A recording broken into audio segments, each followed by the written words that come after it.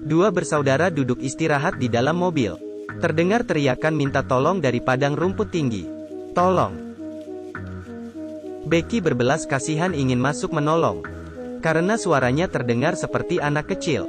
Anak kecil berkata, dia tersesat di dalam, tidak bisa keluar. Sudah beberapa hari di dalam. Tetapi suara anak kecil dekat dengan mereka. Carl bertanya, apakah kamu bisa melihat jalan? Anak kecil berkata, apapun tidak kelihatan.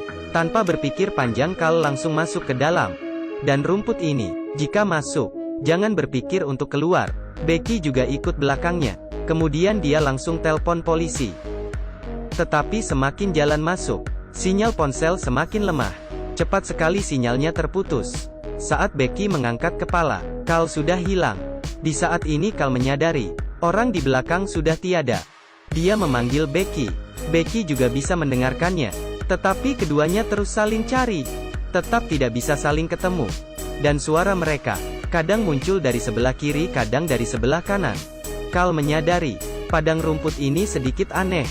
Dia harus ketemu dengan Becky dulu. Baru tolong anak kecil itu. Becky punya sebuah ide.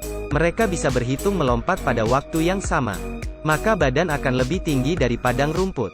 Melihat lokasi satu sama lain. Tetapi saat melompat kedua kalinya, Becky terkejut. Jarak mereka berdua menjadi semakin jauh. Mereka berdua tidak ada yang pindah tempat. Tetapi jaraknya malah jadi jauh. Carl menjadi cemas. Dia berlari ke arah Becky. Tetapi saat tidak memperhatikan, terpeleset. Di lantai lumpur hitam semua. Di sampingnya ada anjing yang sudah membusuk. Apa maksud petanda ini? Anjing pun tidak bisa keluar dari sini. Sekarang hari sudah semakin gelap. Saat ini, muncul seorang pria di samping Becky. Pria ini berkata, saya adalah ayah dari anak kecil itu. Berkata bahwa dia dapat membawanya keluar. Becky tidak percaya. Jika kamu tahu bagaimana cara keluarnya, kenapa masih tersesat di sini? Pria itu berkata bahwa istri dan anaknya juga tersesat di sini. Dia masuk untuk mencari mereka. Dengan kurang percaya, Becky mengikuti pria ini.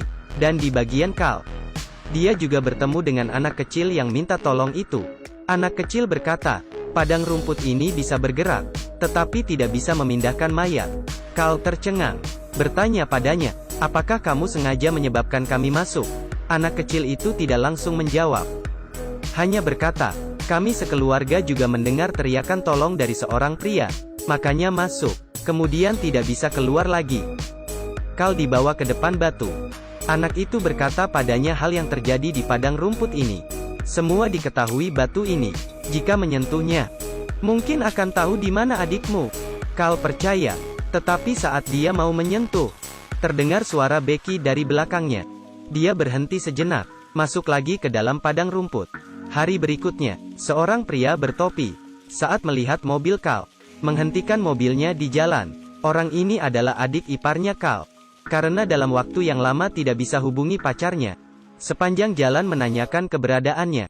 Sekarang sudah ketemu mobilnya. Orangnya pasti ada di sekitar. Di sini ada detail kecil yang bisa dilihat.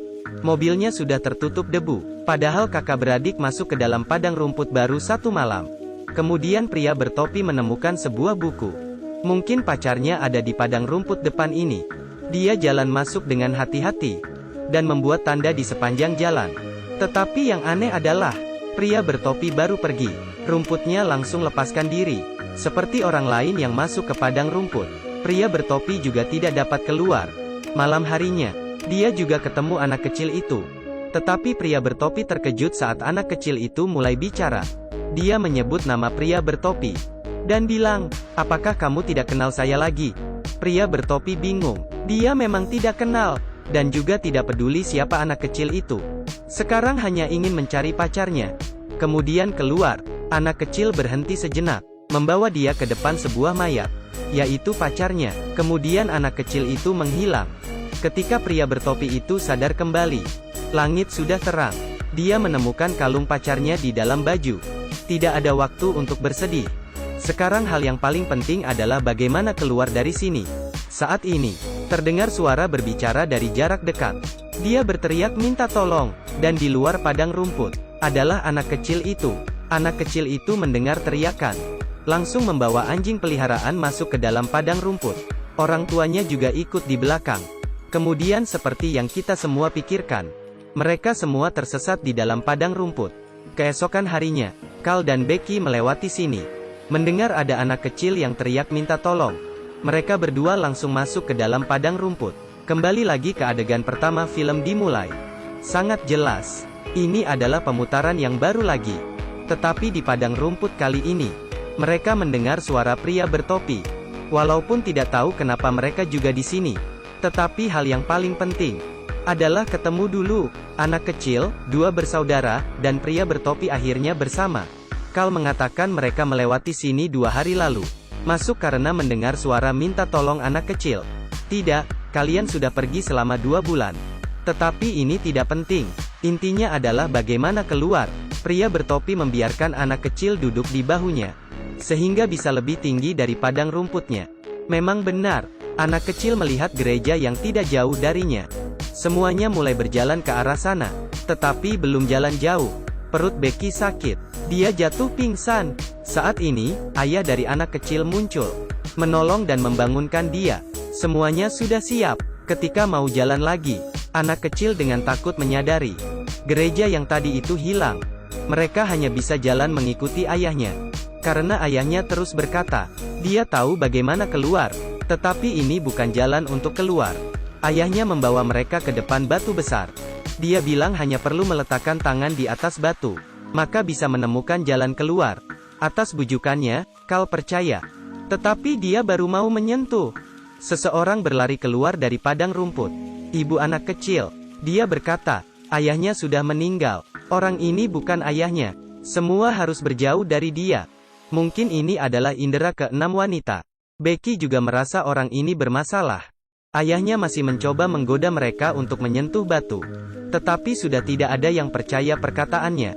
Dengan marah, dia tarik istrinya, memecahkan kepalanya. Mereka semua langsung berlari, sembunyi di dalam sebuah gudang. Di atap gudang, bisa melihat gereja di luar padang rumput. Tetapi padang rumput ini seperti labirin. Sama sekali tidak bisa keluar. Saat ini mereka melihat seekor anjing masuk ke dalam padang rumput. Kemudian langsung dipindahkan ke jalan raya. Sepertinya di sini adalah jalan masuk ke dimensi lain. Padahal sudah ketemu hal yang baik. Tetapi pria bertopi tidak berdiri stabil. Dan terjatuh. Tidak sempat menolong dia. Karena ayah anak kecil sudah mengejar ke atas. Mereka hanya bisa tinggalkan pria bertopi dan pergi dari sini. Ayah anak kecil terus mengejar. Menjatuhkan Carl. Kemudian mencekik lehernya.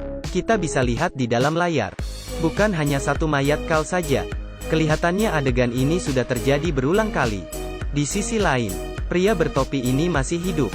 Tadi hanya jatuh pingsan. Ketika dia ketemu pacarnya, dia menyadari bahwa anak di perut pacarnya sudah tiada. Apa yang terjadi selama ini, tidak ada yang tahu. Anak kecil di samping berkata, semua ini karena ulah ayahnya. Kita akan terus dikejar dia. Sangat cepat, ayah anak kecil muncul lagi. Dia menjatuhkan pria bertopi dulu. Kemudian menangkap anak kecil dan memaksanya sentuh batu. Ayah anak kecil itu sudah dikendali penuh oleh batu. Misi dia adalah membuat semua orang menyentuh batu. Karena jika tersentuh batunya, maka akan menjadi bonekanya, dikendalikan oleh batu. Saat ini, Becky sudah sadar. Dia bangun dan menusuk mata ayah anak kecil. Pria bertopi mengambil kesempatan dan mencekik dia. Tetapi setelah semuanya berakhir, tubuh Becky sudah dingin. Pria bertopi dengan sedih melihat batu di belakang. Ingin memutar kembali waktu, hanya bisa mengandalkannya. Tetapi jika menyentuhnya, maka selamanya tidak akan bisa keluar. Kelebihannya, semua denah padang rumput akan muncul di otaknya. Pantas saja ayah anak itu bisa mudah mencari mereka. Rencana pria bertopi adalah sebelum kesadarannya hilang total. Dia mau mengeluarkan anak kecil itu dahulu. Menyuruhnya mencegah orang di putaran berikut agar tidak masuk ke padang rumput. Ketika anak kecil membuka mata, yang dilihat adalah jalan raya. Ini adalah sebuah putaran baru lagi. Dua bersaudara mendengar teriakan minta tolong, ingin masuk ke padang rumput. Tetapi kali ini, anak kecil itu berhasil mencegah mereka. Terakhir mereka mengendarai mobil, dan pergi dari sini. Tetapi pria bertopi terjebak selamanya di dalam. Film berakhir sampai di sini.